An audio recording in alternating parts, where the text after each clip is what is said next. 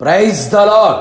పునరుత్థానుడైన క్రీస్తు యేసు నామములో మీ అందరికీ పునరుత్థానపు శక్తి, బలము, శుభము ఎల్లవేళలా కలుగునుగాక, మీతో ఉండునుగాక.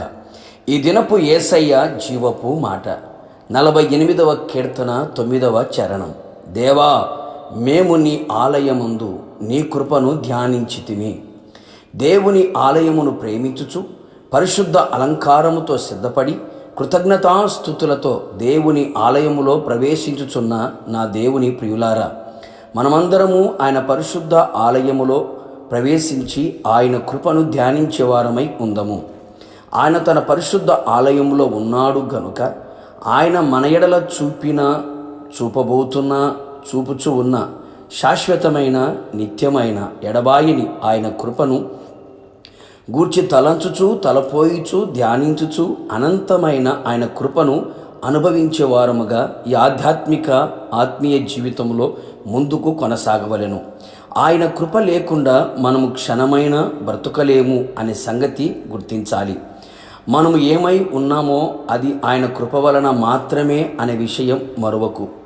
ఆయన కృప వీడి క్షణమైన మనము మనగడ కొనసాగించలేము అనే వాస్తవం ఎన్నడూనూ మరువకు.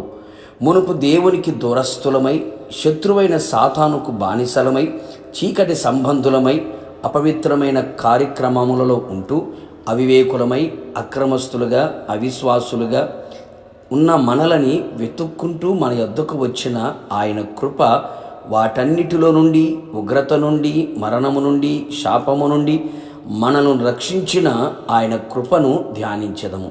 ఈ ఆత్మీయ యాత్రలో పలు విధములైన పరిస్థితుల ప్రభావం వలన, వయస్సు వరబడి వలన, తెలిసి తెలియక జరుగుచున్న దేవునికి విరోధమైన కార్యముల చేత అడుగులు జారిపోవచ్చు ఉండగా, మన అడుగులను క్రీస్తు సరళతలో, పరిశుద్ధతలో నిలిపిన ఆయన కృపను ధ్యానించదము.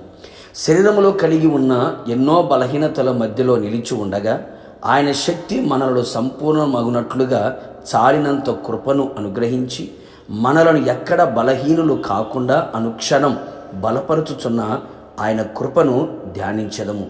ఆయనకు ప్రీతికరమైన సేవ చేయుటకు, ఆయనకు అనుకూలముగా ఉండుటకు, ఆయన చిత్తానుసారముగా ప్రవర్తించుటకు, ఆయన సంతోషపెట్టే వారముగా ఈ భక్తి జీవితంలో కొనసాగునట్లు చేయుచున్న ఆయన కృపను గురించి నిత్యము ధ్యానించదము.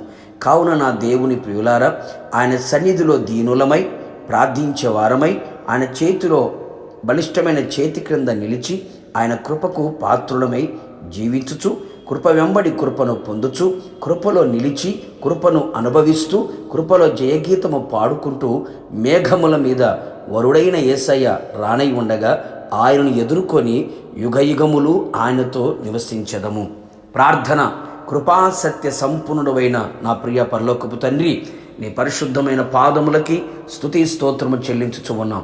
మరొక్క మారు మీ పాద సన్నిధిలో చేరి మీ ఆలయములో మీ కృపను గురించి ధ్యానించడానికి మీరు ఇచ్చిన కృప ధన్యత కొరకై మీకు స్తోత్రం. తండ్రి, ఈ లోకంలో మీ కృప లేనిదే మేము క్షణమైన బ్రతకలేము.